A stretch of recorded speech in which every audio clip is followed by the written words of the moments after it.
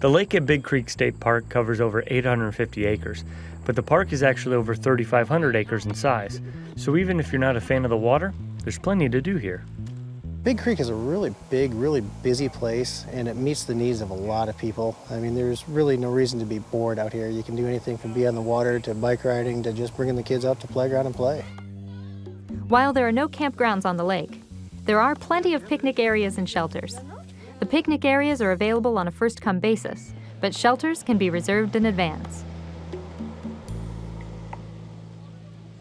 There's excellent fishing year-round at Big Creek, where the lake is stocked with everything from bluegill to muskie. There are 5 boat ramps around the lake, so you can bring your own, or you can rent a fishing boat like one of these at the marina. The marina is really kind of one of the key points, or one of the focal points of the park.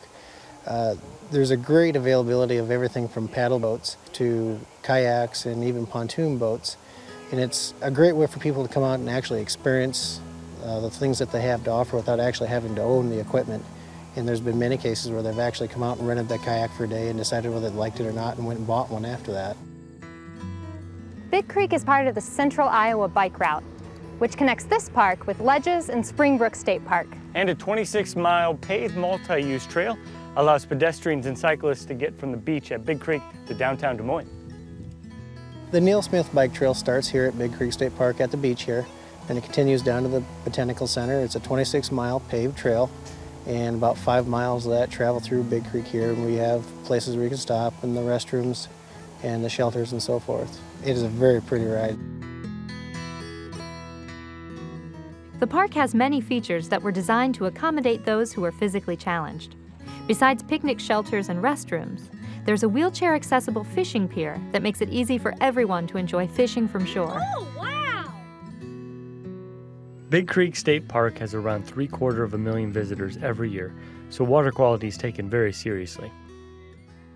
To combat impairments within the Big Creek Lake watershed, the Boone and Polk Soil and Water Conservation Districts received a grant in 2010 for the purpose of educating and promoting water quality and to implement conservation practices that would reduce sediment, phosphorus, and bacteria. We're standing in an area here in the Big Creek watershed. It's on the tributary of Little Creek. And basically what we had here was a concentrated flow area on some high sloped soils.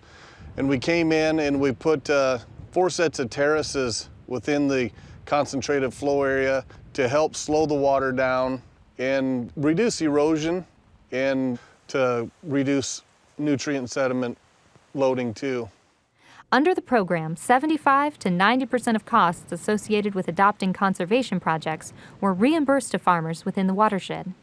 There was overfall cutting back into the field where water's running over it and it's just slowly eating back into the field. So what we did was put a aluminum toe wall structure at this point where the water outlets, and it's a very, very good practice to stabilize these outlets. Terracing and grade stabilization projects are 2 practices being implemented in the watershed to curb erosion. Faulty septic systems, livestock, manure applications to crop fields, and wildlife are other identified problems. Bacteria counts in the water samples are higher at the beach, where 70 geese reside, than water samples taken in other parts of the lake. A full-grown goose can sometimes produce up to a pound or 2 of feces in a day.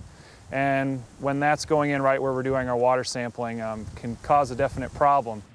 To encourage the waterfowl to move to other parts of the lake, the Big Creek Lake Watershed Project has been employing ARS, or animal removal solutions. That includes using dog decoys, as well as having live dogs to patrol the beach daily, flashing lights to annoy the geese at night, and time-lapse cameras monitor changes in activity. You can't pinpoint this problem on any one thing. You know, throughout the whole watershed assessment, you find all these different contributing factors, and, you know, everyone's trying to do their own part.